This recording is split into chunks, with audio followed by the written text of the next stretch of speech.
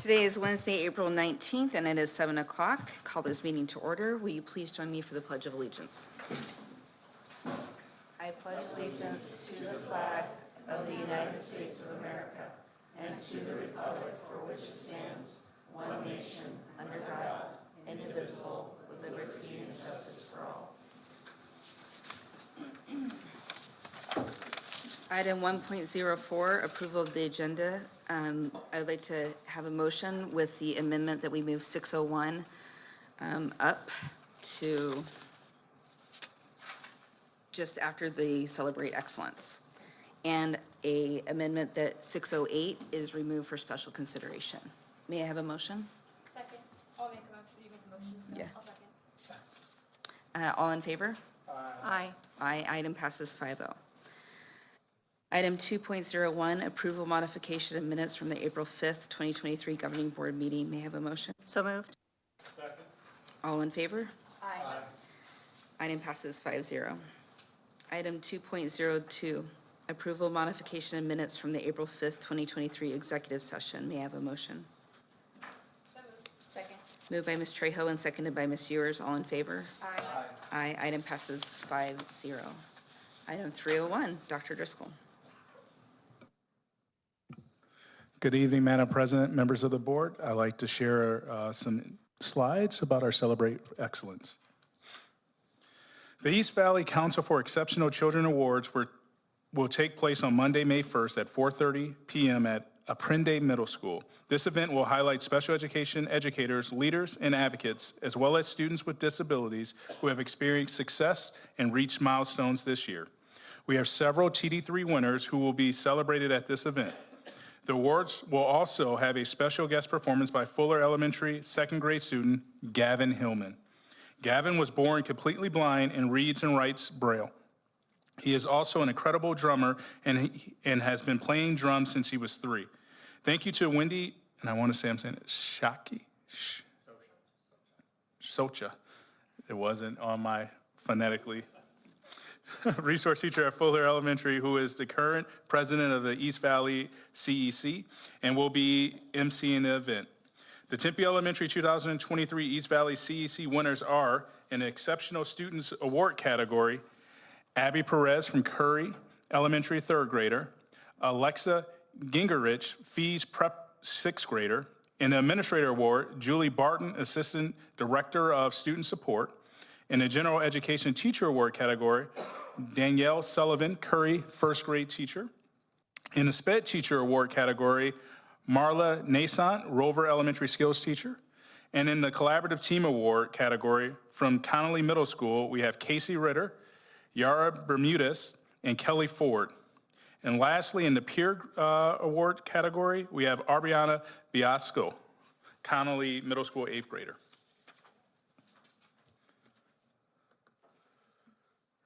The Joseph P. Sprigali Student Leadership Team is doing a waste audit by partnering with the Arizona Sustainability Alliance.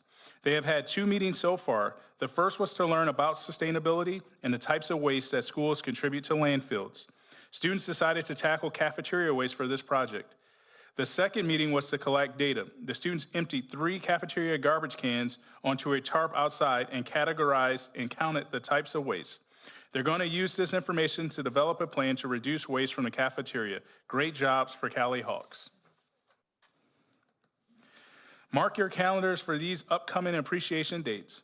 It is our goal to make our staff feel appreciation each and every day. However, we are very excited to take this opportunity to show extra appreciation of their efforts. These individuals are responsible for ensuring our students are transported to and from school safely, are well fed, and are learning and growing at school. We simply could not do our work without them.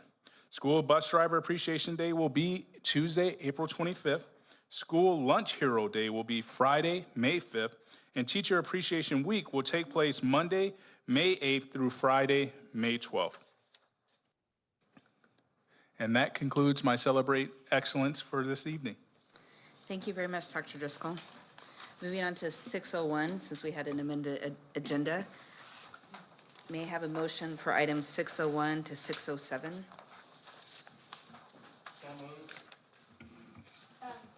Can I make actually the motion from 601 to 607 through 609, all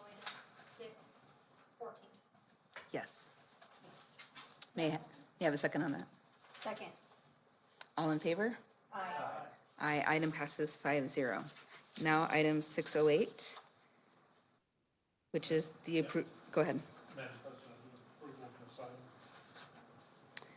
Moved by Mr. Lemon, and a second, Second. and seconded by Ms. Ewers. All in favor? Aye.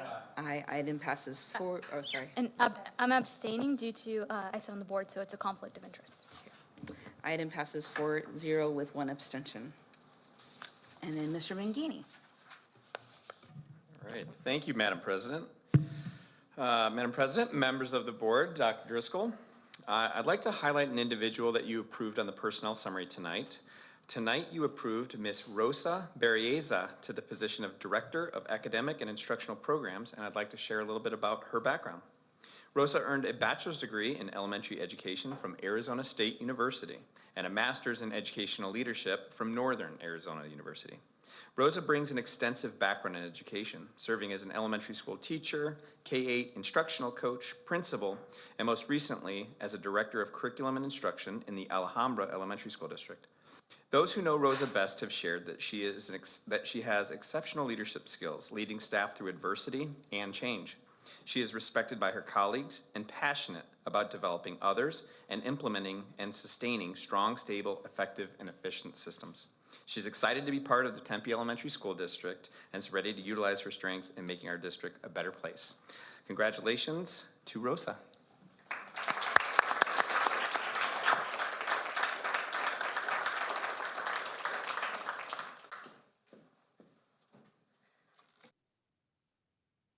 Thank you, Mr. McGinney. Good evening, Madam President, Mrs. Windsor, governing board members, Dr. Driscoll, and the Tempe Elementary School District community. It is an honor to accept the role of Director of Academic and Instructional Programs for the upcoming school year. I'm so excited to find myself back to my roots. I began my journey here in the Tempe Elementary School District as a student teacher, and over the past 20 years have served in the Metro Phoenix area in various roles, as Mr. McGinney mentioned, and really have learned a lot throughout my journey, and I'm excited to come back full circle here in the Tempe Elementary School District. I know this role encompasses a lot of responsibility to ensure that our students are achieving the academic success that they deserve. And just so you know, I am a true teacher at heart, and I will definitely strive my best to make sure that we equip our educators and our team with the support that's necessary to elevate our teaching and learning. I'm someone who does not shy away from a challenge, as my father used to always say growing up, échale ganas, which means give it your all, and I promise I'll do just that. Some of the important people who can attest to my work ethic and unwavering commitment to kids are here with me tonight. My partner, hubby Eric West, and my sister and my niece and dear friends, Maggie and Marcy, and they have been a really strong support system throughout my journey. Thank you again for this opportunity to serve in this very important and integral role to your district. I look forward to working alongside a great team of educators and community members here in this district, and I'm confident that we're going to accomplish great things in the upcoming school year, and I just can't wait to get started. So I'm really looking forward to being a part of the success here in the Tempe Elementary School District and Who's Here for Kids. Thank you.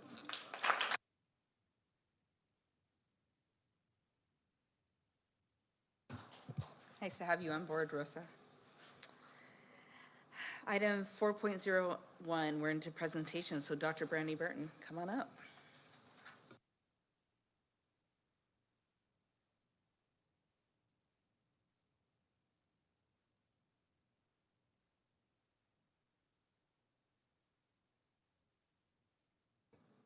Good evening, Madam President, governing board members, and Dr. Driscoll.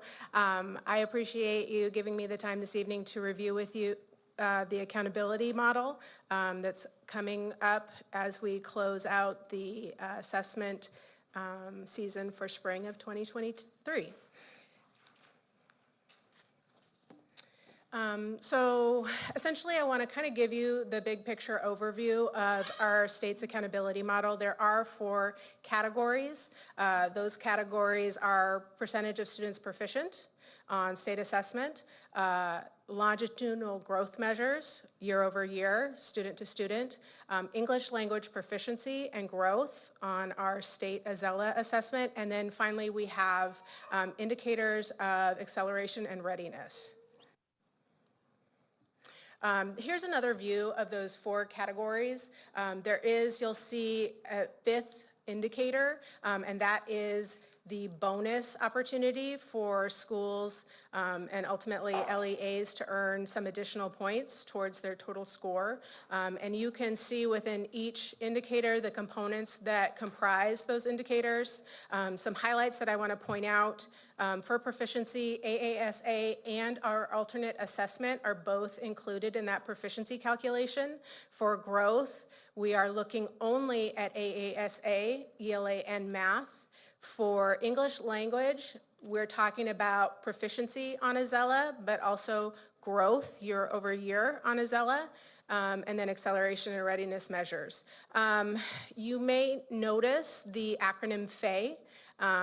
If I were in a classroom, who can tell me what FAE means? FAE is that full academic year, which includes students who enroll with us within the first 10 days of school and are with us continuously through that first week of May, wherever that falls on the accountability year, okay? And then for the bonus points, that's where our AZ-PSI data comes in, as well as we get additional bump points for our MSAA proficiency, and then our overall SPED enrollment.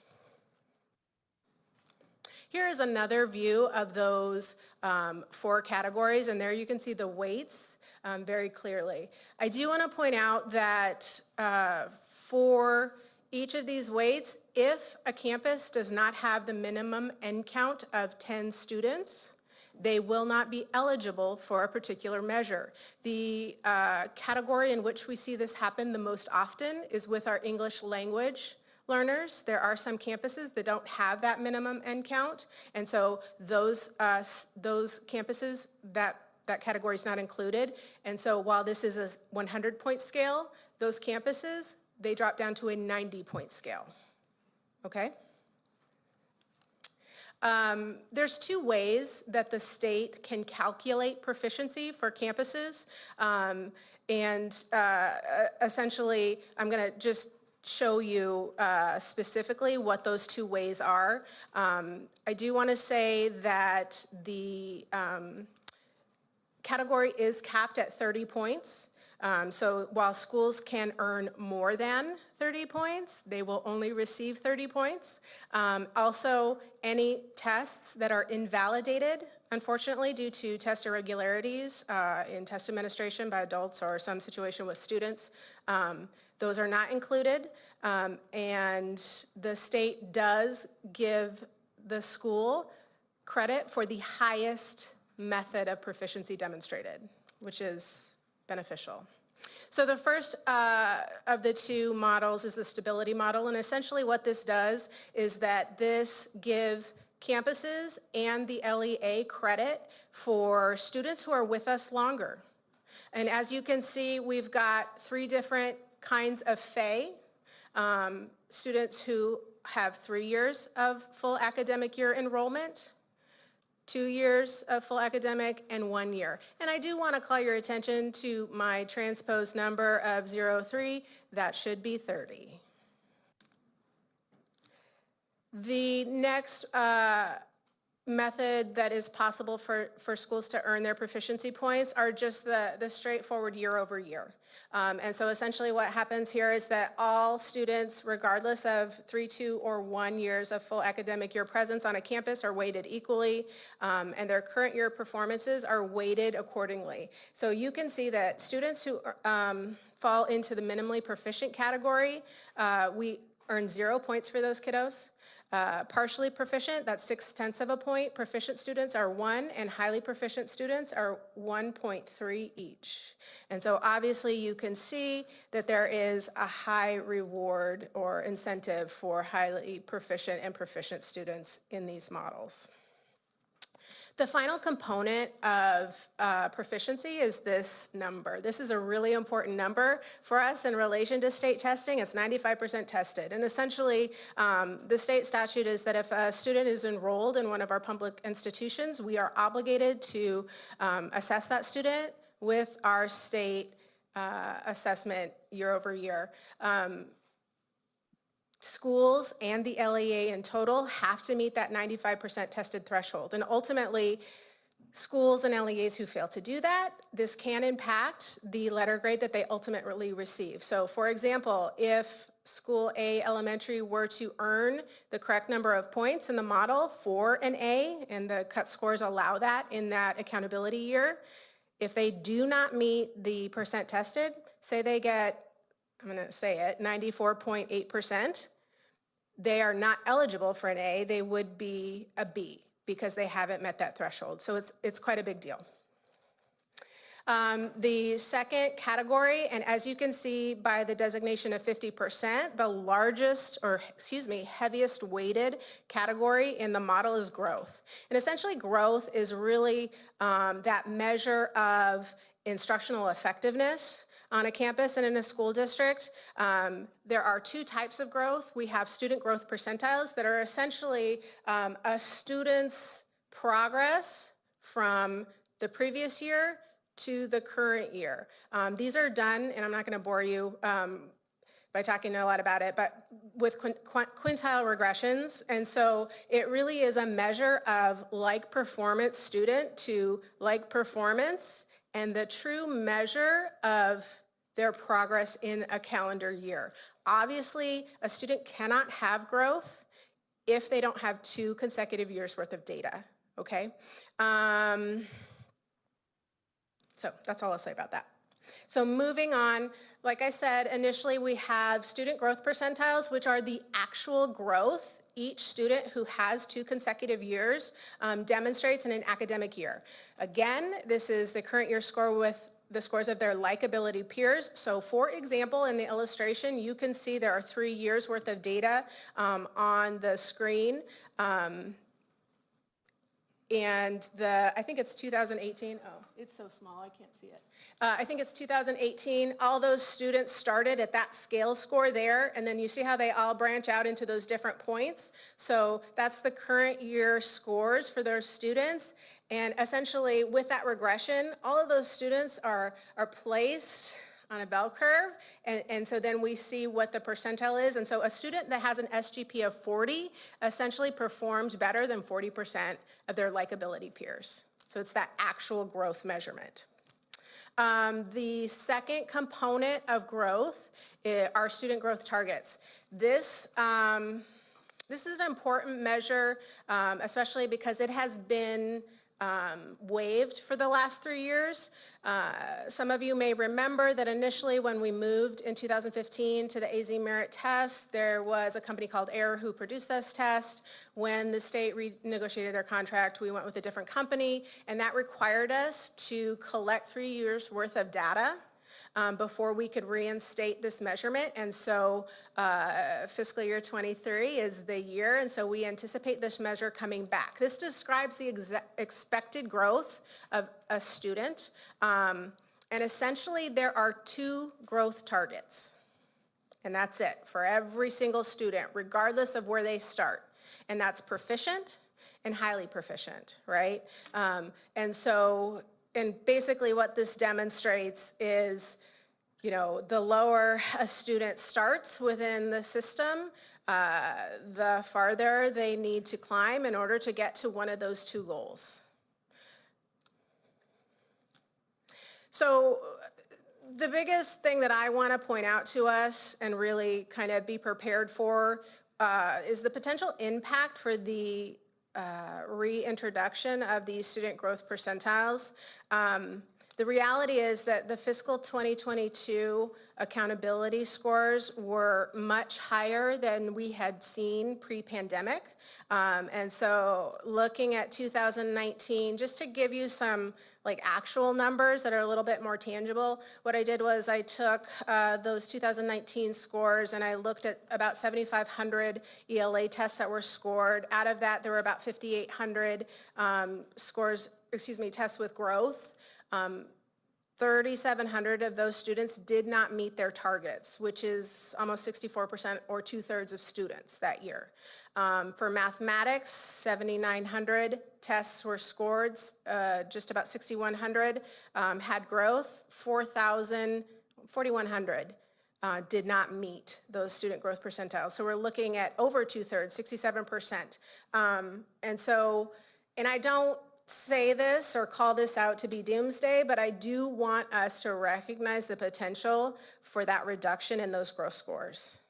And so we've been talking a lot about it with principals and staff, and so they're really focused on that growth and meeting those growth targets.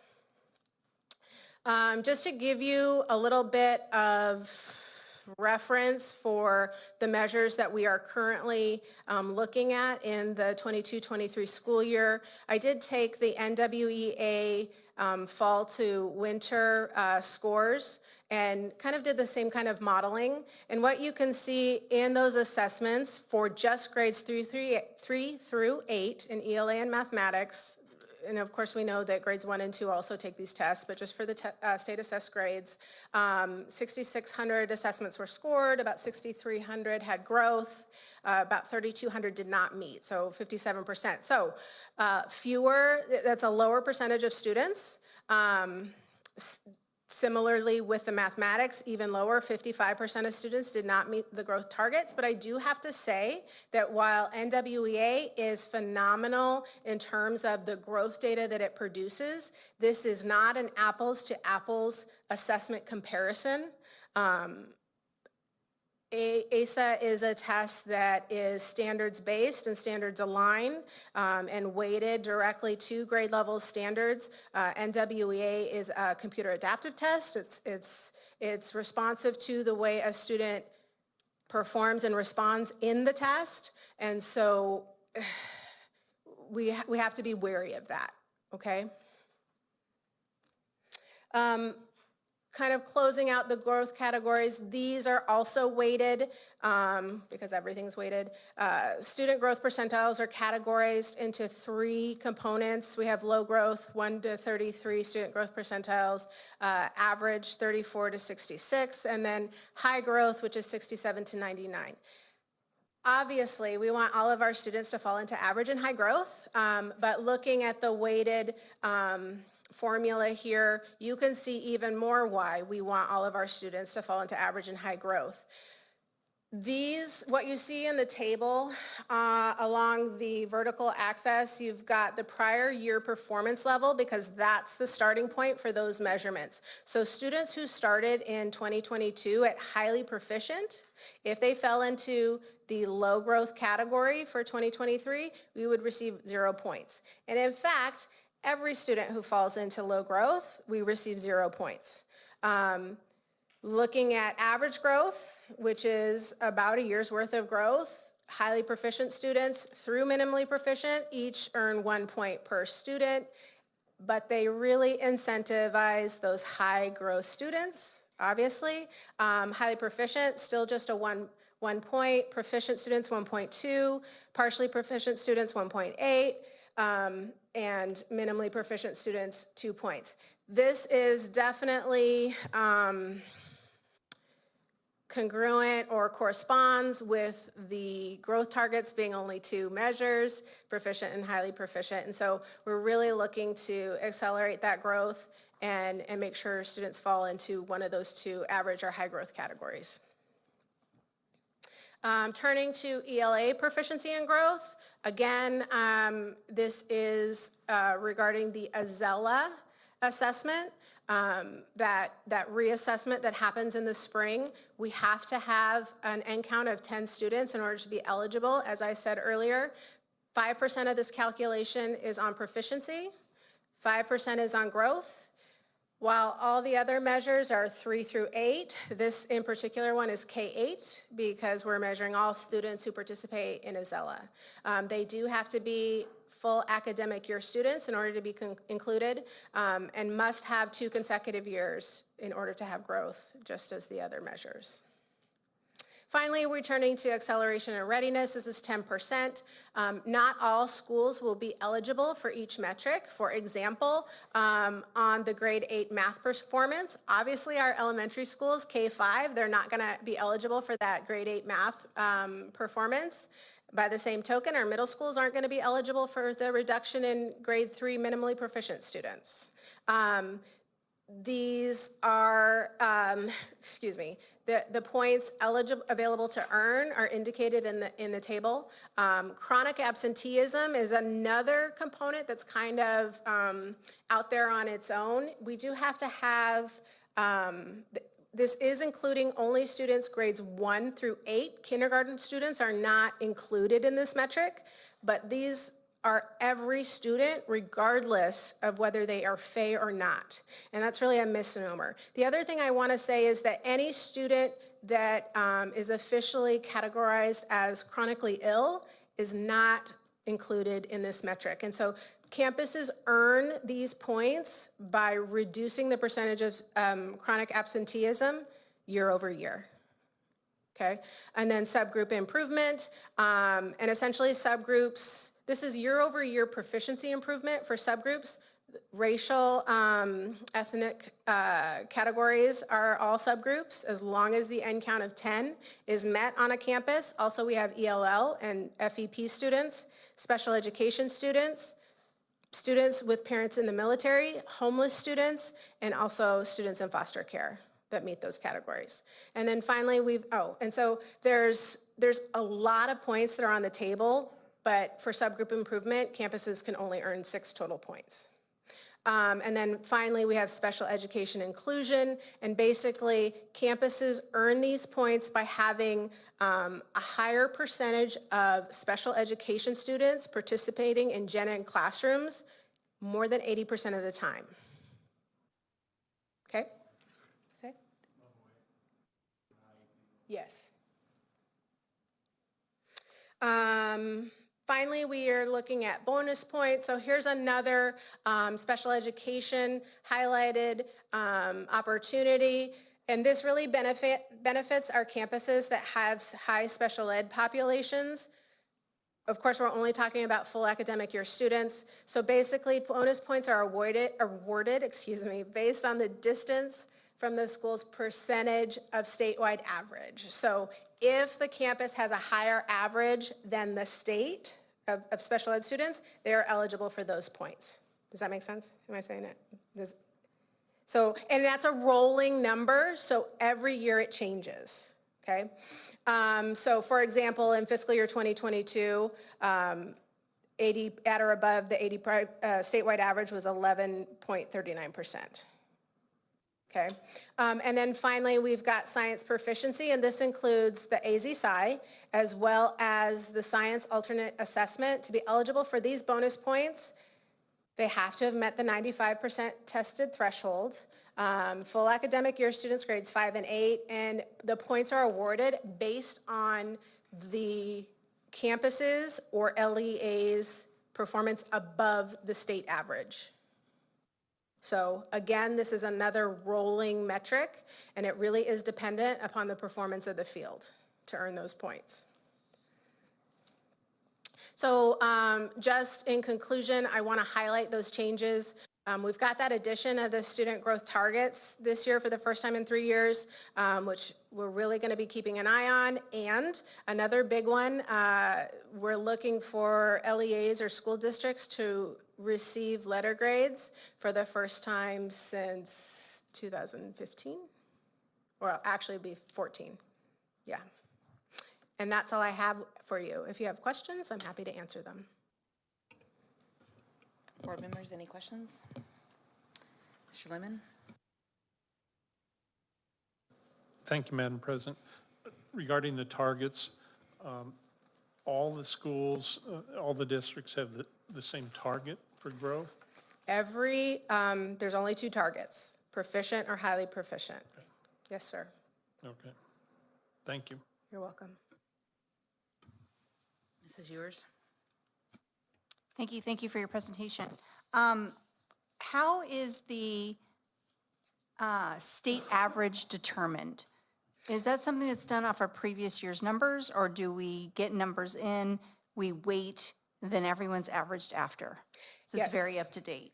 Yes. And then how's that determined? So essentially, the state numbers, so just to give you a scenario, we will receive grade 3 data on May 15th.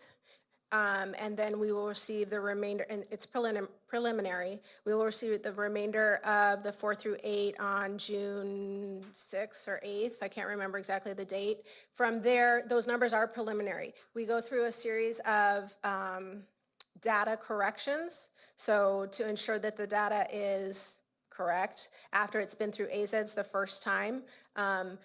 Once that window closes on June 30th, the state recalibrates, revalidates, recertifies, and then they start producing the state averages, not publicly, but just in relation to our preliminary scores. And so it does, so typically our accountability profiles will begin to be populated in August, and we'll start to see those numbers. They are not finalized until the State Board of Education votes.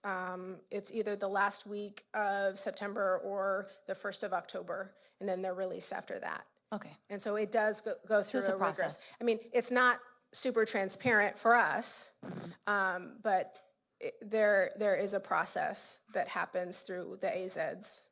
And I don't know if this will be a question for you or for who it will be, but especially being having been in conversations with other districts along with other schools.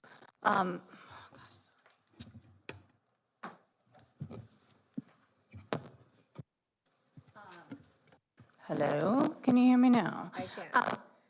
One of the main concerns about all of this, you gotta be kidding me. It's just you. Yes, it's okay. You must stop today. You're electric. The concern that I have is that we're having a statewide, nationwide, district-wide issue with students getting to school on time. I know these testings are in the morning, and students getting to school. So is there something in process to start really concentrating? I mean, I know I've got my text saying, reminder, testing is next week. Please make sure they have a good night's sleep, blah, blah, blah, blah, blah, please come. Is that all that we can do? That's a great question. Testing. Is it? See, it's my static electricity. It We knew is. it. Okay. It is. Thank you, Ben. So essentially, we in the data and analytics department are very cognizant of the messaging that needs to be consistently and sustainably provided to our schools and community. We do work with Brittany's department. I'm going to get the acronym SPAC. In order to provide standardized messaging, both here at district and through the schools. Coming in November, as I did, there were some things that didn't happen that perhaps I would have done. Looking forward to 23-24, we've already developed a skeleton of a plan that begins very early on for our schools in terms of when the testing is happening, how that messaging is coming out.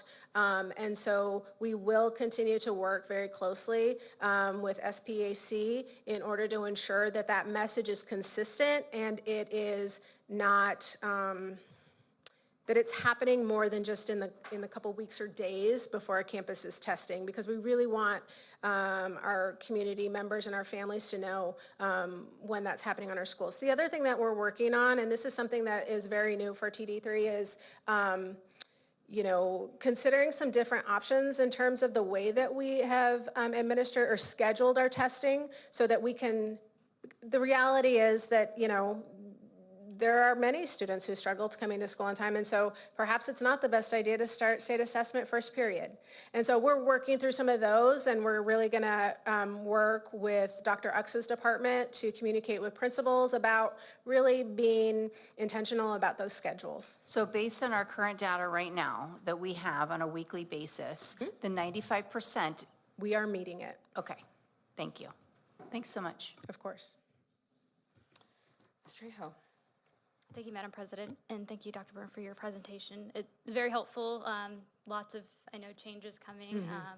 10 years ago, we had the aims, and then we had the merit, and now we have this. So yeah, this is going to be very interesting to see, but has the NWEA been moved too? Has it kind of adapted over time, or has it been pretty consistent? It's been very consistent.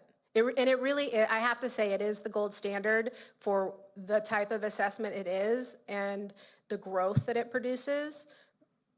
But saying that, I also have to say that it is not an apples to apples comparison to our state assessment because it is not directly aligned to grade level standards. Thank you. Yeah, in the past, I know that we've performed, pretty well on the NDWA in comparison is not as well in the state standardized tests, but considering our target keeps moving within the state standardized tests, I'm glad at least we have that data to fall on as well. You mentioned about students, it kind of helps schools that are serving students in special education that are in the least restrictive environment of 80% or more. How does that impact our students who are in more self-contained, with high, severe disabilities? Absolutely. I think one of the things that I can feel really confident in saying to you is that we are providing instructional plans that serve students best and meet their educational needs. And so there is not a situation where we're pushing campuses to place students in inclusion services if that's not appropriate for the student. That's not something that we do. I think the other thing that helps us support those decisions is the fact that the metric, the opportunity to earn those bonus points really is scaled. And so, for the students that it's appropriate, if we're allowing them, or having them spend 80% of their time in that gen ed classroom, it's appropriate and that's what's best for them, and they will earn some bonus points. The great thing about that acceleration and readiness category is that there are so many different indicators that can earn a campus the 10 points. If the special ed inclusion is not appropriate for that campus, there are many ways to earn 10 points outside of that metric. So that is not something that we're pushing or, so we really are focusing on what's best for each individual student. Thank you. Is there an alternative assessment available for the other students? Yes. And yes. Is that factored in that formula? So MSAA, that's where you saw the acronym MSAA next to the AASA. That is the acronym for Multi-State Alternate Assessment, and so that is also an ELA and mathematics-based assessment. Yes, those proficiency scores are calculated into the proficiency. They are not calculated into growth, but they're also calculated into the opportunity for bonus points, as well as an alternate science assessment. Thank you. Seeing no other questions, I'll ask my questions. Okay. I also wanted to know about the Altazella. Is that also calculated into it? So the Alt ELPA is what they're, because they have just been going through the process of field testing. I believe they're still norming, and so we haven't seen those results calculated in yet. I think we're waiting until, Is this not the waiting. second year filter? Yes. Okay. I think we have to get the 3 years before they can be included. Okay. Yes. And then I can check on that, though. That's okay. Knowing the formula, I think, is the biggest part of the battle. figuring Absolutely. This out. Absolutely. And having years of angst about state testing, I was pleasantly surprised and pleased that they added the student targets. I think that's a great addition to the formula. And this isn't for you to necessarily worry about, obviously, because you're not in charge of the formula, but the chronic absenteeism, like, oh my goodness, that's like a dagger to the heart for me, because teachers can control so much, but getting kids to school, that's a guardian's job, a family's job. And that's a big issue, especially when we know it's a national problem. Absolutely. And it's in the headlines all the time. So with that, I was wondering, because they, also the other dagger is the non-Fay kids that are included in that, which blows my mind. Is there a thought to making sure schools are in contact with those families? So if those students are chronically ill, I know that some families are really good about pursuing those accommodations, but some families don't even know it exists. Is there like an education part that we could roll out to help families know that that's an opportunity for them? Actually, I do know that Cindy Denton has been working on a plan to provide some support at schools beginning in 23, 24. I can't speak to when that plan is available, but I have been parts of those conversations, as well as one of the things that we did this year was we shared I shared a like presentation with principals. I don't know when that was. 2 months ago. Okay, 2 months ago. And really just went through those different items and the chronic absenteeism, because there were some things that they didn't realize. And so I think, it's just about, like you said, understanding the rules and understanding within our locus of control what we can do to support and improve the results. I agree. And also one other thing, just as a parent, I wish that my child missed one of the state testing days this time. Sorry, apologize for that.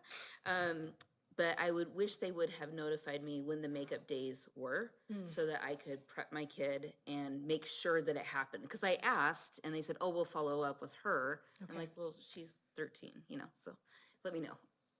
So I think that that's something that schools could do a better job of, making sure parents are aware of it. We do it for regular testing days, might as well do it for makeup. Absolutely, and I've made a note of that because that's something that I can do a better job of supporting campuses with. Perfect. All right, any other questions? We're good? Dr. Burton, thank you so much, appreciate it. Thank you. All right, item 402, we have a transportation update. Dr. Driscoll or Jesse Palmer? I will take the lead on this one. Okay. Once they change the slide, there we go.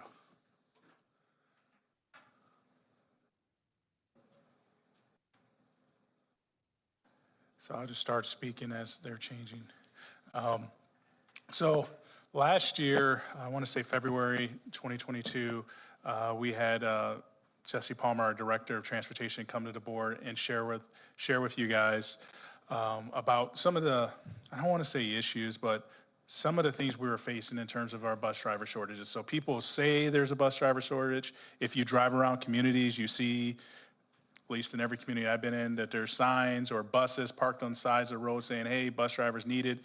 If you go nationally, you see it as well. And so what really prompted me to have Ms. Palmer come to you guys is we had a situation where we had to notify a school and parents that we were unable to pick up their kids that morning, and so we had to send home a letter. So me, being me and getting numerous parent emails, I said, "Hey, Jesse, how can we alleviate this situation for us with our current resources? So if we don't have bus drivers or enough staff to do it, what is our plan?" Because I didn't want to get into our plan being we just send home letters to families. I wanted us to be proactive in saying, "Hey, if this is the current reality, then this is how we can alleviate that with our current resources." So she presented to you guys then, and so we followed up. I want to say this school year too, we followed up. And this is us coming back saying, here's where we're at with all the things that we did since last year, and to give you guys some information about options in terms of, here's some options that we can think about for the next school year. So our current reality is every day we start off 10 bus drivers short. And what I mean by that is we have 3 bus routes or times that we do routes. So in the morning, there's a 7:50, schools that start at 7:50, I hope I'm saying that right.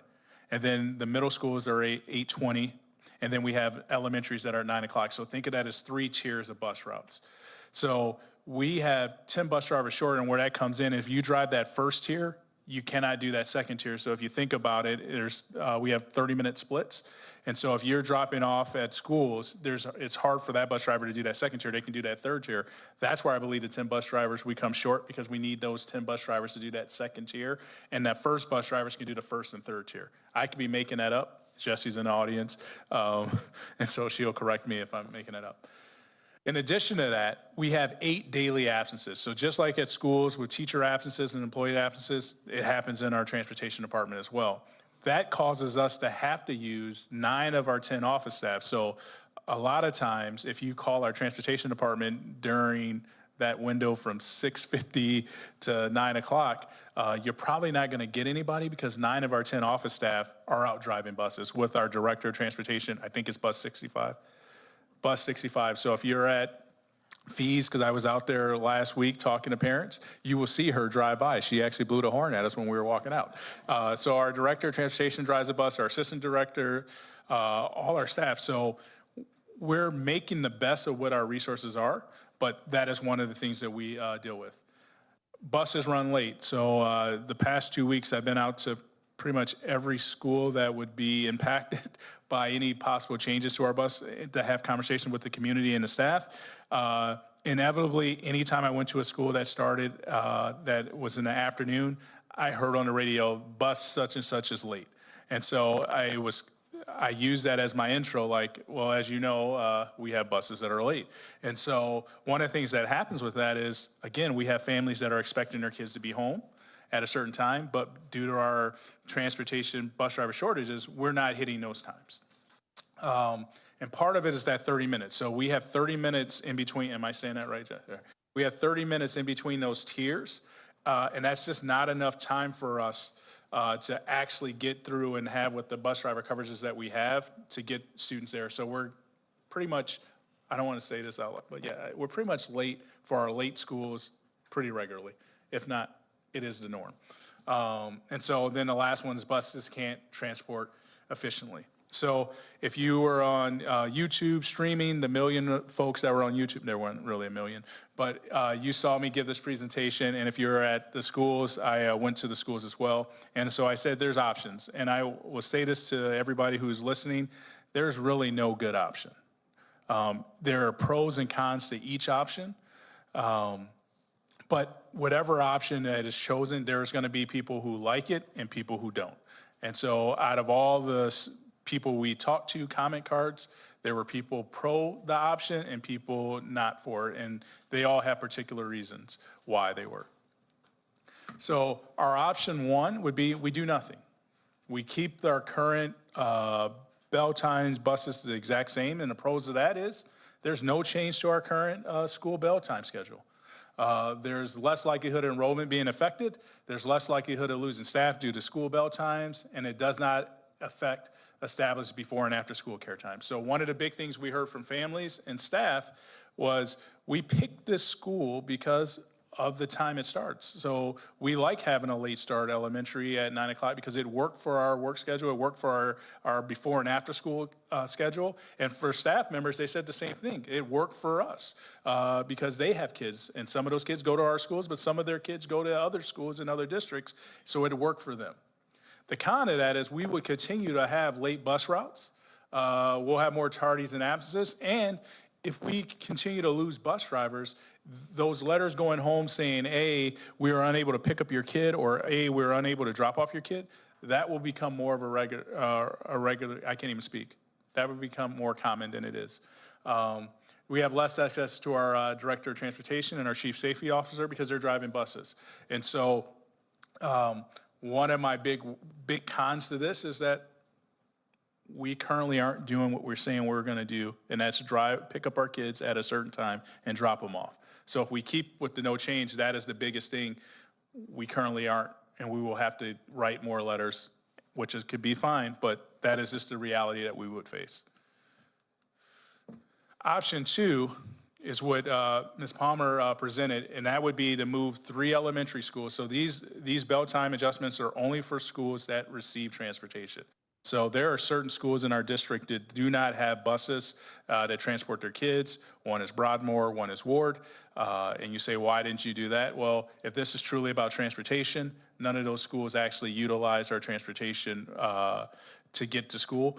And so that's why they're not on this list. Now, I would tell you there's some pros and cons to that. If you want me to go into that, I can tell you that. But what we, in her proposal, we would move the 9 o'clock to the 7:50. And so remember I talked about that 30-minute time slot? What she would in essence be creating is a 50-minute slot. So that's how we could actually have with our current bus drivers to do all these routes for all our transportation. So we would move Arredondo, Carminati from 9 o'clock to 7:50. We have, I believe, 11 other schools that start at 7:50. So one of the questions that we got quite a bit is like, why don't we switch the middle school to the 7:50 slot? Well, in this, one of the things we try to do is the least disruption to our current reality as we have. And so we already have 11 schools at the 7:50 slot. Moving those elementaries, it would only be 3 schools impacted doing that. The second thing is starting our middle schools, so Connolly, Fees, McCamey, and Mosley. Instead of starting at 8:20, they would start at 8:40. So that'd be a 20-minute difference. By doing that, that gives us that 50 minutes. And that we could, with our current bus drivers, not adding one other bus driver, we could make those routes and get those students to and from. Because now that bus driver that drops off that first tier can now do that second tier, which would be our middle school. So any questions on that? I'll keep. If you want, I answer questions to that. No. So pros. This is a solution to increasing our driving shortage. So with this, we would not have to add any more bus drivers. We actually can do it with our current allotment of bus drivers. More efficient bus routes and ability to create longer bus routes. Allows for more flexibility. That's that 50 minutes in between bell times. Would eliminate 10 routes. So those 10 drivers that we said were short, that would do that, and it's a cost savings to the district. When I presented this to staff and parents, I said, it's not about cost savings, even though that is a plus to this. It's really about, can we get our students to and from school safely? So it's more about that than the cost savings, but there is a cost savings to that. The con is, it will impact families. There were some families who shared that they would have to look at other options in schools, and being a school district and a superintendent, I want all students. And so I know that that would be a tremendous impact, and I must say that that was shared numerous times to me. Also losing staff. There were staff members at some of those schools that were would be impacted by a possible change in bell times that said, hey, we signed a contract thinking that our school time was gonna be this, and now if you're changing that, that significantly puts me at a disadvantage, and I would have to make decisions for my family, which I totally understand. And then also the big thing was that before and after school care. Some of our families choose our schools because of that time, and they have work and stuff around. Some families would say I would have to add care that I didn't have before because now I have to get my kid to school earlier, or I have to pick them up earlier, and that would impact me as well. So I joke with the middle school. If you've ever been to one of our middle schools at the morning arrival, you will see a line outside the door of late students. So I told them, we won't tell the students that we changed, and they can come at their normal time, and they would be early, and we would, some of our tardies would, some people laughed at that, some people rolled their eyes, but I thought it was funny, so I'm just gonna throw that out there as well. So, we also shared this with families online that they can email us at info@tempeschools.org. And we also had comment cards at each one of our events where people could fill it out. We told them we weren't really concerned about their name. We just really wanted them to have our impact, really to have their words being that we're addressing. And so the next couple of slides, I will give you some of the commonly asked questions that, or comments that some of the people made. So one was, how would before and after school care be adjusted? Many of you might not know this, but our before and after school care Kids Zone is run through the city of Tempe. Reached out to them. Kids Zone said they would be able to adjust their times to accommodate the new bell times if needed, but are unsure of the impact on their staffing and or if they would be able to accommodate more families if requested. So when we talked to the city of Tempe, they said, yes, we can accommodate that, but just like us, the staffing could be an issue, and they would be, they were unsure if they would be able to accommodate more kids, so to that. Two, would it be possible to switch the proposal for elementary to middle school, or earlier start for middle school? I want to say at one school, it might have been Connolly, one of the parents brought up that the high school, so Ms. Windsor, I know you're in the high school district, that they start early. I want to say they said McClintock was like at 7:30 or something like that. And so when I talked to our director of transportation, she said we were trying to impact the least amount of school as possible. Swapping middle school and elementary bell times would affect all schools. Swapping middle school and elementary times would also put transportation in a bind for sports shuttles. For buses would be transported in elementary in that tier. So like our middle schools that have after-school sports, that would become a problem. So that's why the proposed bell times were, why she proposed that. And then she said, what would happen to after school? Another question, what would happen to after school activities and clubs? With our, with the proposed nothing. After school activities and clubs would be adjusted to fit the bell times. So what I told one parent is I said, you know, it'll probably be 20 minutes later. And then what have we done to recruit bus drivers? Have we considered paying them more? Yes. Yes and yes. So last year when we brought this to the board's attention, we spent that year, this whole year, trying to recruit. So if you're out there listening, we're offering you a job. We will train you. We will pay for your training. If you just go to tempeschools.org, up in the right corner, it's not red, it's gold. It's gold. You click on that, and we will hire you. And I think we even switched it because there was some confusion. It said 22, 23 school year.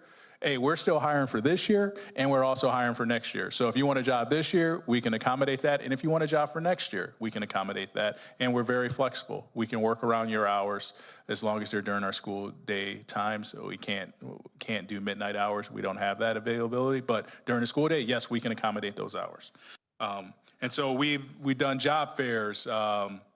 We looked at our pay. We increased our pay in the last year from $15.80 to $18. So we've actually increased our starting pay for our bus drivers during that time span as well.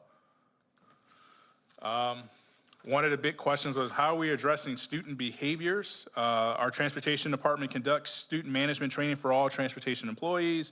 We also have an account specialist who works directly with parents and drivers to address student misconduct. So one of the things last year we had, and there's a principal in the audience here, is I got it from both sides.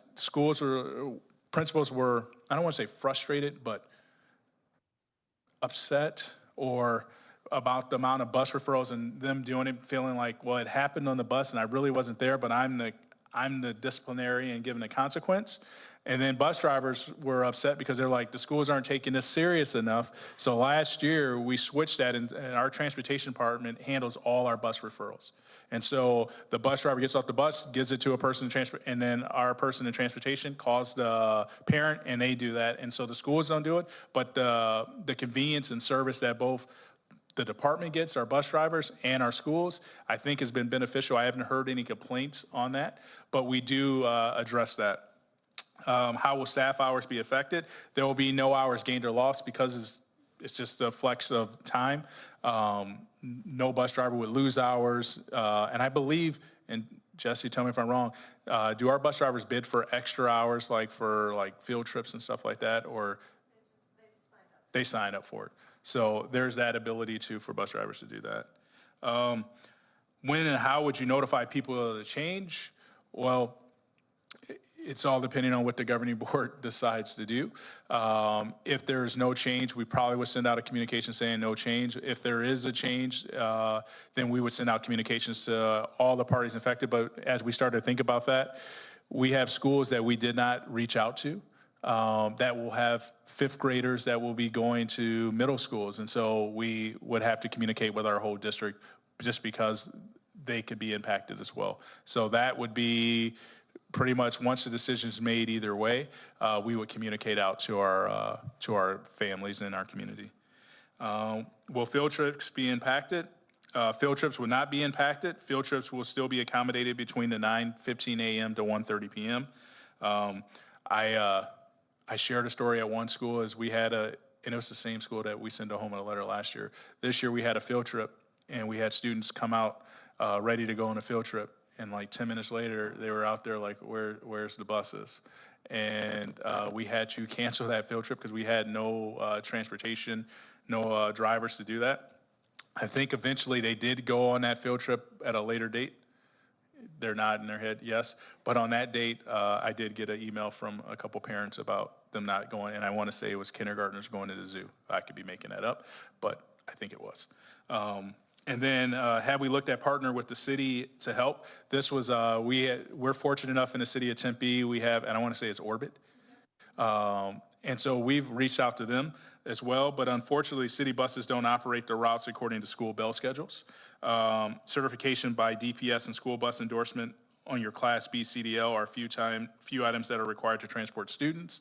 And partner with outside entities could possibly be a liability issue, but would need further conversation. So in short, all our bus drivers have to be fingerprinted because they're transported students. And I believe with the Orbit, do they have to be fingerprinted to be an Orbit driver? We don't know that. So that's one of the legalities. If you're transporting students, you have to. I imagine they might have that as well, but that was the answer to that question. All right. So now I will answer any questions that the board has for us. I might defer to Jesse Palmer if I can't answer that question. Ms. Trejo. Thank you, Dr. Driscoll. Yeah, I mean, it's hard to see that we're kind of still here, right? Anyone who's been watching our meetings for the last 3 years knows we've had a severe shortage of bus drivers, and especially the last 2 years, this has been brought to light. And actively the last year, I think we've talked about it, at least almost every board meeting, you're recruiting bus drivers during our board meeting. And it hasn't changed, right? Like, we're still where we are today, and that's really unfortunate, hearing that we have kids left on, the streets that, it could be 4 or 5-year-old children, and obviously the safety liability is really concerning.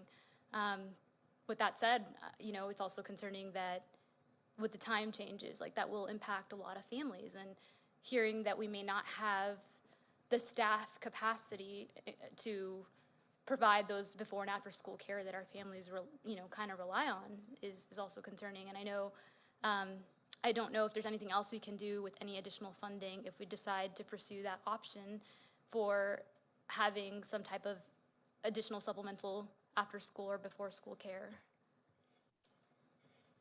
So yes, we would look at all options for that and supplementing. Because we do not run our after school and before school with the city of Tempe, and we have our tri-district legal, we would have to talk to them, because if we offered something that I would say would be in direct competition with them, I don't know what our agreement with them is, but I think we would have to go through that and look and see. But yes, we would try, if you give us that option, to try to provide that supplemental before and after school care. I know at one of the schools, we have a partnership with Boys and Girls Club. I want to say at Scales, and so a lot of them, I want to say after school, go to the Boys and Girls Club. But we would look at that. We would look at all options to try to provide that, because at the end of the day, we don't want to lose families. See, it just shut off.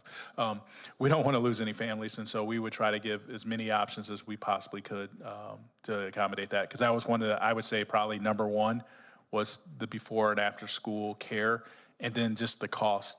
And so I had one family like, we're fine with it, but we can't afford to do the before and after school care. And so we would have to try to look creatively at how we might, as a district, can supplement that. But then I don't want to say that equity piece. We have other people who would utilize it that we're not supplementing. So then we have to supplement them as well and so that we have our CFO to try to figure out the cost, but I think that would be an added additional cost that we would have to bring to you and say, hey, if we do this in our budget, this is how much it would cost us as well.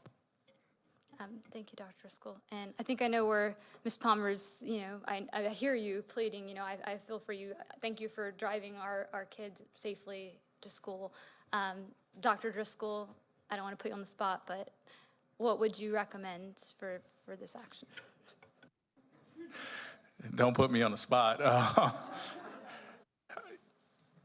I'll say this. If I were a parent whose student didn't get picked up, and 60% of our students utilize transportation, so as I put it, three out 3 out of every 5 students in our district utilize transportation to get to and from school.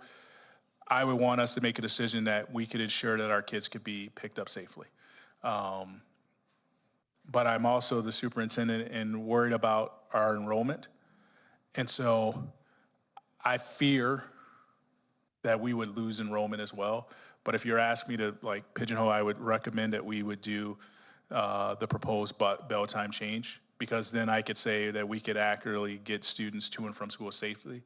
And as I shared with one group, you know, ultimately for me, the easiest thing would be you do nothing, because then I wouldn't have parents screaming at me, emailing me, but that'd be comfort for me. I got into this career for kids, and so the best thing is for us to be able to ensure that we can get kids to and from school safely. And so if you ask me, that would be my recommendation, that with that bell time adjustment, we can act, unless we have some catastrophe, we could get kids to and from safety with our current reality of having as few bus drivers as we currently do. So that would be my recommendation. Ms. Trejo, any more questions? Okay, Mr. Lemon? Thank you, Madam President. You know, we've had this discussion for about 20 years. What time does middle school start and what's best for kids? And I had a talk today with a former TD3 teacher who taught middle school. And he said, it's nuts. The kids aren't awake at 7:30. Start them as late as possible and keep them as late as possible. They have a different biological clock. So when I told him we were thinking about changing the middle school start time, he said, yeah, do it. That was his opinion. Former teacher and now physician. So here in Tempe. The question I have is, if we don't have enough drivers and so everybody's driving, do we have the bus assistance? Are we still having a deficit in that, and particularly on some of the behavioral issues? So I would say for our buses that transport students with disabilities, yes, we have bus assistance on those buses. Now, I would tell you, just like everything, can I say we're at full capacity on a given day? No, because we have people that are off, but I would tell you right now, and she's not, and so I'm accurate, we definitely have that on our buses that transport students that have disabilities with disabilities. So we do have that coverage with an assistant, but on our regular gen ed buses, no, we do not. And one of the questions that got asked to me is like, can we add assistance to that? Yeah, we could.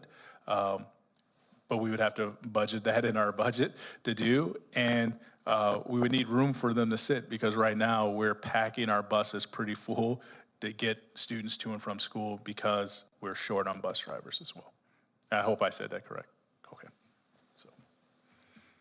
And I too realize that we have a staffing problem and behavior problem. And so my solution is we just start drafting the parents and say, here's your duty. You're going to be a bus monitor for getting the kids on the bus and making sure they get off at the right stop, those sort of things.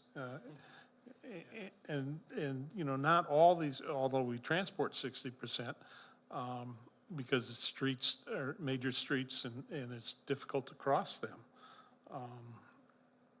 We want to get the kids there safely. And so, you know, that's one of the things that parents ought to do, in my opinion, you know. So we draft them. We send out that letter and say, you know, sign up for your time that you're going to be on the bus. You can work this out. It'll be, you know, 3 months ahead of time or something, and go from there. Mr. Lemon said draft. I just want you, if you're out there listening, if you want to drive a bus, we will take you. I just want to make sure I say that. But one of the things that you brought up that we had, another parent had brought up, can we move our bus like zone for what we pick up? That is a thing that I got asked. Yes, but no. I think that would cause even more.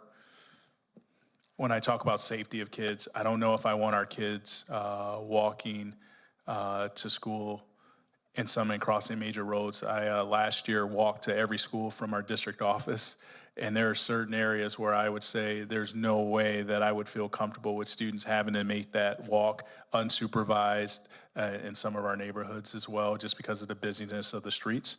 And so, yeah, that was considered, but from a safety reason, I would say no.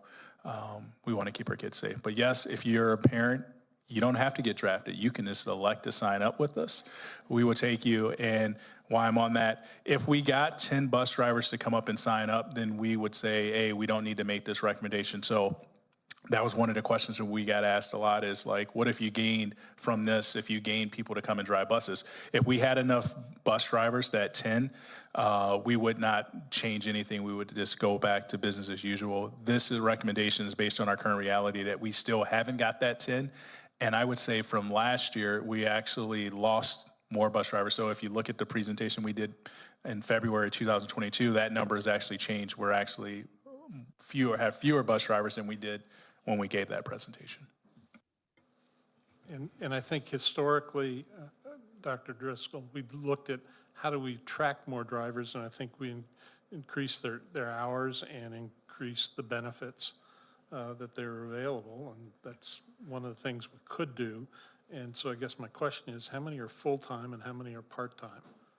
All right, so that one, I don't know the answer, but I can answer this. So for our bus drivers, one, we give benefits. So our bus drivers, a lot of our bus drivers choose to work for us because they get those benefits and they're retirees. So that I know that, and we also give training in the CDL licensure that they need. We actually provide that, so that's at no cost to them. But how many part-time or full-time, I'm gonna have to defer to either Mike or Jesse for that one.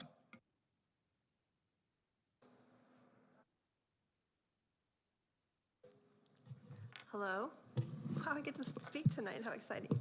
Right now, what we offer is 25 hours a week. I don't think any of our drivers work 25 hours a week. Everyone's in 40 hours or overtime. If they want to work additional hours, we do that in lieu of field trips, sports shuttles in the evening time. That's strictly on a voluntary basis, but I would say probably more than 50% of our drivers are 40 or over. We do work, ASUs in our backyard, so we try to get them to come over. So we do have a few students driving with us, and we work with them with their schedules. So they may only be able to drive in the morning, or maybe, a Tuesday, Wednesday. We'll take what we can get. So we get pretty creative with a lot of the ASU students or retirees that can only work 19 hours a week. We'll take whatever we can get. We'll draft whatever we can get. Thank you. That's all I have. Mrs. Ewers. Okay, one question is if we vote, gosh, I do that all the time. Hello. When are we looking to start? We vote on this, Tim. It would be for next school year. Okay, then my next question on that is that Kid Zone has been signed up for. Your times to sign up for if you wanted morning and afternoon. If this changes, some people are going to now need the morning, or they're not going to need the afternoon. So Kid Zone has been made aware of this and will help with changes if they can. I know they're probably full because I get emails now saying it's full. Yes, and that was one of the big concerns when we talk about before and after school care. Some of our families have already committed and signed up. And so if we changed and that affected their time, would they be able to get into the Kid Zone for the time? And I can tell you, maybe. It really depends on the location that they're going to and the availability of spots, but that is a concern. And it's one of those things because we don't operate Kid Zone, we can't just say, hey, we can throw more staffing. And even if Kid Zone could throw more staffing at it, which they probably could because revenue, the availability that they can get that staffing is one of their concerns. So yes, they would be able to change, but there's no certainty that even if they could change, that Kid Zone could accommodate that because they might already be full. If we make this decision sooner rather than later, because we keep kind of kicking the can road here, do we have it, has it been thought that we have a couple different times available for parents to come to campus and don't know if a Kids Zone representative can be there and sometimes to help them alter their schedule or help with this change, or what kind of support are we going to give once we make that decision? Some people just need help, like getting people's attention to help them. Does that make sense? Yeah, so I think you're saying, and if I'm saying this wrong, you can correct me and I won't take offense. I'll cry in the corner, but I won't. If we made this change, would we be able to have the flexibility if a parent needs to drop their kid off? If the bell starts at 7:50, but they need to drop them off at 7:20, would we be able to make that accommodation? Is that what you're gonna? No, what I'm asking about is that I think we're gonna need to be proactive, helping the parents adjust. So is it possible, I don't know if there's been any discussion to meet with Kids Zone and say, okay, we decided this, we're going to have to move these 4 schools. Can we set up a few days where we're available during the hours of morning or during the hours of sit with them and figure out if, one, we can get them into the morning schedule, because you lose, like, we put a deposit down, they're gonna lose their deposits, they're gonna be freaked out about that, or they're gonna have afternoon and they needed more now morning, and it's, they don't answer the phone there because they too are understaffed. So is there any discussion of setting, maybe we'll only have 2 parents show up, maybe we won't have any, maybe, but something that we need to say, we need to offer this to say, and have it be in times not just at 3 o'clock in the afternoon when everybody's working. Say something in the morning or something on a Saturday, or something that says, okay, we understand that this is an inconvenience, but we also understand you may need help in changing some of the systems that you have, and we have the connections to those people, and we're gonna help offer them to you to get that help. All right, now I think I understand. So would we have, and we can work with Kids Zone, so to answer your question, yes, we would work with them to have flexibility time slots right now for parents to be able to come in and say, hey, this has changed. Can you help me see if I can get into the afternoon? Yes, I believe we could set that up with Kids Zone to be able to do. Okay, and the last thing is that there are no elementary schools that will have a different start time. There are no middle schools that will have a different start time, because a continuous question that I get, a continuing question. Sorry, Ben. I'm sorry. Thanks for being here. I thank you. I'll whatever myself next time and change my energy. Where was I? Start times, if there's an Yeah, so there's elementary schools will be on the same start time. So if there's somebody that was like, oh, okay, that elementary school just changed, I'll just move them to a school that was on my time. Yeah, so no, these will only be the elementary and middle schools that actually have transportation centers. So I think I said it earlier, but I maybe didn't. I believe Broadmoor and Ward Do not. They do not currently have transportation to those schools, and so we did not put them in a proposal, because what I would say is they would come and say, we don't have transportation, why are you making this change to our bell times when we don't even have transportation? There are some cons to that, because if you made this proposal, elementary schools would be done earlier, a lot earlier than Broadmoor would. And so if we had after-school PD and stuff like that, the teachers would be at a disadvantage. So that is a con. But at this time, we did not make a recommendation to change their bell times because they do not receive currently transportation to and from their school provided by us. So that's why they weren't. So there would be one elementary school, Broadmoor, and one, it's actually a K-8 school, Ward, that would be at the same bell times as they're currently at this year. And I think Broadmoor starts late at 9 o'clock. And I can't remember Ward start time, 8:20. So they still start at the same time. So if you need transportation, it possibly will have to change. If you don't need transportation, we do have possible alternatives. We would have If two. time is the main issue for your family. We would still have 2 schools, Broadmoor at the elementary level and then Ward at the middle school K-8 level that would start at their same time, so at 8:20 and then at 9 o'clock. Okay, and I don't want to be redundant here, but I do want to let the community know that I know that pretty much everyone in this room, I've heard them say once or twice, hey, you want to work for our school? Or even myself, if we have a lot of friends who are retiring and they get in their card, I just want to let you know we have a job available for you and we're offering benefits until you get to 65 with Medicare. So with that said, I know we keep saying benefits. I want to be very clear. We offer health benefits at 25 hours or more for our school bus drivers. And it starts on the 90th day? Mr. Mangini? I was about to Sorry, say. I'm staring at you. Okay, Yes, Okay. that is correct. thank you. So you do have health benefits, and they work during the school year schedule? Is that qualify as a year-long position?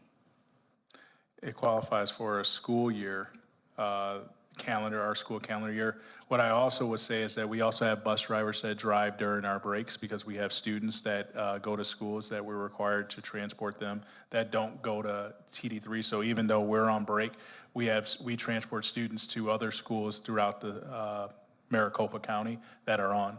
Our McKinney-Vento students being one, and some of our private day special education students we transport. So we have drivers that could theoretically drive during our breaks that we currently have as well. Okay, just want to be very clear. So if you're retiring or you're going to school, again, please consider working with us. We'll try to make it worth your benefit. We will make it worth it. Thank you so much. Thank you, Mrs. Ewers. I wanted to just add to the conversation that I've had 13 years of experiencing busing in Tempe Elementary School District as a parent. Quite honestly, busing has always been a problem in one way or another. I know in the first 4 years of preschool experience we had, our bus schedules changed every year, which was incredibly challenging as parents to figure out before and after school care. This has been a problem that's been building, and just like you said, last year's presentation was a lesser impact than what we have now because of the amount of bus drivers we've lost. I have also struggled with trying to contact the transportation department when I needed, something, and you guys are all driving, and I think that that's also an impact to families, that if we need to contact you, you're not available because you're driving students, and that's a problem. I think that the middle school conversation is quite honestly, a ridiculous conversation because most people who are bringing that up don't have children in middle school, so they don't understand that challenge of the fact that those needs for sleep have increased. They become equitable to the toddler years, and a lot of people don't really realize that. And I think it was just a handful of years that we actually moved the starts later for middle schools because there were so many parents clamoring that they cannot get their kids out of bed. And, ultimately we need them in school. So if it's a biological need for them to sleep longer, then that's our responsibility to make sure we accommodate that as much as possible. I wanted to know from the meetings for all the questions that were coming up about if you get 10 bus drivers by the time this is all over, for that question, have we actually generated any applications during this time period? Yeah. So everybody wants the magic wand to be waved, but it's not being waved because there's a lack of interest, once again, nationwide, right? Okay. And then I wanted to know, in terms of in loco parentis, since we have our legal counsel here, is it true that as soon as a student gets to a bus stop, then that child is the legal responsibility of the school district? It's not that simple to say, yes, absolutely. Come on, just give me an attorney answer, come on. So okay, hold on, if a student fight happens at a bus stop, whose responsibility is it to make sure that's taken care of? Really? Not necessarily ours. Interesting. That's not what we've always been told, is, door to door, right? It is not door to door. Okay, so students sitting at a bus stop that have been designated by the school district are not necessarily the school district's responsibility. Okay, so if students have the understanding, or parents have the understanding that their children will be picked up from school or for school and returned from school, and that does not happen on a fairly regular basis, whose responsibility is that? Is that a legal issue for us that we didn't get the child there if that's the way they understood that they were supposed to be getting to school?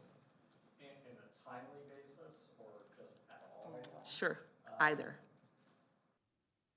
The at all is really what the question is because of the canceling of routes. Right. I don't know that there's necessarily a liability issue. I'd have to do some research. Yeah, I would assume that there would be, if we had some issues that happened because children didn't get picked up, I know this parent would be knocking on the door of the district saying, I understood that we had this non-written agreement that you were gonna pick up my kid. You didn't, and then my child was injured or lost or stolen or whatever, got into trouble by his own choice. Whatever it is, this parent would hold this district responsible for that. So when we talk about impacting families, to me, that is an impact to the family that my child was supposed to be picked up, did not get picked up. And then what am I supposed to do for the next 8 hours that I expected that child to be in school and they're not? That is a massive impact to a family. So, all right, are there any other questions? I don't see any other lights. Or Dr. Driscoll, do you have any concluding comments?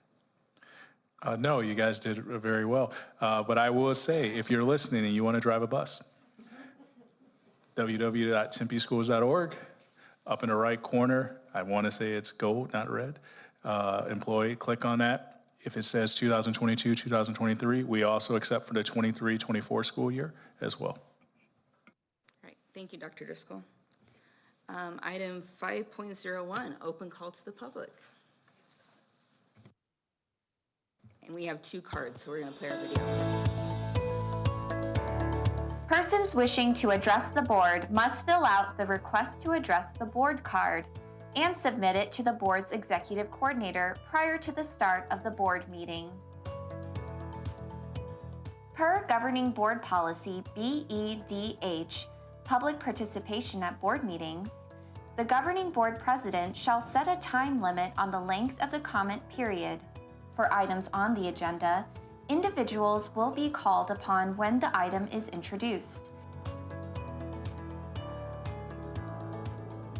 For topics not on the agenda, citizens will be called upon during this portion of the meeting under Open Call to the Public. In compliance with the open meeting law, the Governing Board will neither discuss nor take action on items raised during this portion of the agenda. When necessary, issues will be taken under advisement and placed on a subsequent agenda. During the open call to the public, issues addressed must be within the jurisdiction of the board.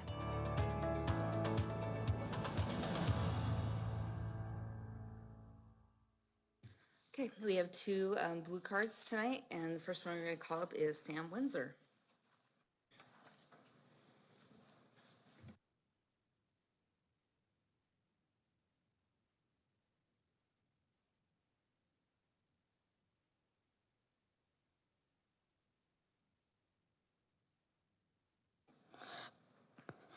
Good evening, Madam President, Governing Board, Dr. Driscoll. I am Sam Windsor, and I attend Arredondo in Miss Miller's 4th grade class. Since April 2018, Arizona state law requires schools to have K through 5th grade to provide 2 recesses period day during recess school hours. The law describes recess as a time for physical play and talking with their friends. In 3 schools I've attended in Tempe Elementary, there's been instances where recess was skipped for example, during state testing a couple weeks ago, when I needed more time to complete my test, I was not allowed to go to recess along with 3 other students.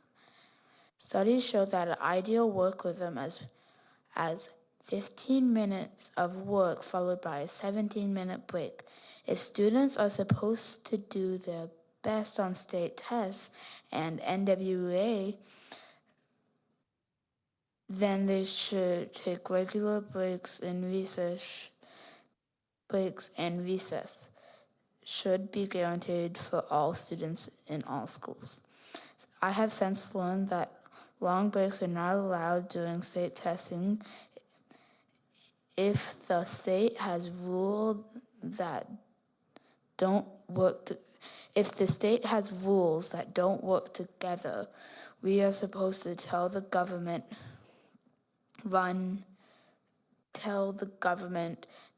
that those conflicting rules are not fair. They're unjust, fair, they're unjust. I'm a kid who wants to run and play. I need help to be able to do that.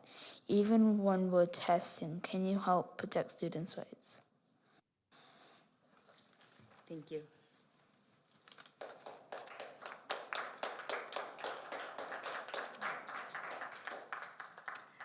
Ben Larrabee.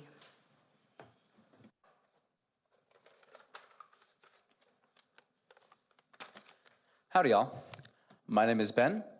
I am a Christian, a resident of Tempe, and a taxpayer in this district. In that order. I come to you tonight because I have grave concerns about many of the materials and books in this district. I have previously emailed you about my concerns and about these books and materials, but as of yet, I have received no response or seen no response. So I thought I would come down here in person and show you myself. I cite Exhibit A, Flamer, by Mike Corrado. This book is available to any student who wishes to check it out, but it has numerous explicit and graphic photos throughout the book. Now, I do apologize because as I understand, we have young children in the audience today, but hey, y'all approved it. I would like to read a quote from this book, and I will be very gentle. We are each blank a load into this bottle. If you don't blank, you have to drink it. Again, available to students. I learned about Blake 2 years ago, kind of by accident. Nobody ever told me about it when I came across a videotape hidden behind the TV. It goes on and on like this. This is not a book for adults. This is not a graphic novel for adults. This is available for children within our district today. But of course, that's not all. As we heard from students here tonight and from the presentation, there are grave concerns regarding the students' academic success in this district. And yet, books are available such as Anti-Racist Baby, which is authored by critical theorist and racial identitarian Henry Rogers, also known as Ibram X. Kendi. There is also a book, When Aiden Became a Brother, glorifying gender dysphoria, which now afflicts so much of and so many of our youth today. There is also Being Jazz. Mind you, the person that is known as Jazz has just come out and said that after years of transitioning, his depression still remains the same, his dysphoria remains the same. This person has sunk a decade and hundreds of thousands of dollars into costly and expensive surgeries to have done nothing. Yet, dysphoria is still glorified today. And further still is a book known as A is for Activists. Students in the district are still recovering from the pandemic. Obesity is up. Grades are down. Absences are a chronic problem in this district, and yet we are offering kindergartners books on how to be left-wing activists. I ask this district to get its priorities in order so we can actually prepare our youth for this future.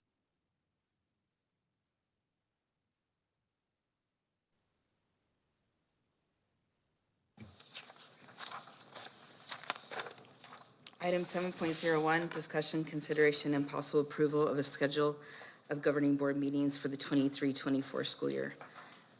That agenda was, or that calendar was provided. Was there any questions or concerns about that?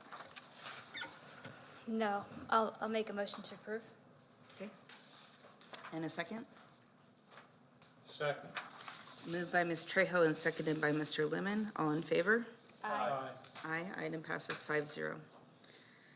7.02, discussion, consideration, and possible approval of the proposed changes from the transportation presentation we just had in the presentation section.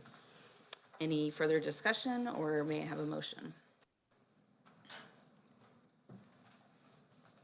I'll make a motion to approve the changes from transportation as presented for recommendation. May I have? Second. Okay. Moved by Ms. Trejo and seconded by Mr. Lemon. All in favor? Aye. Item passes 5-0. Item 8.01, reports from standing committees. I don't believe we had any committee meetings in those last couple weeks. Okay, so we'll skip to 9:01, board members' points of information. Anybody have something you want to add for this evening?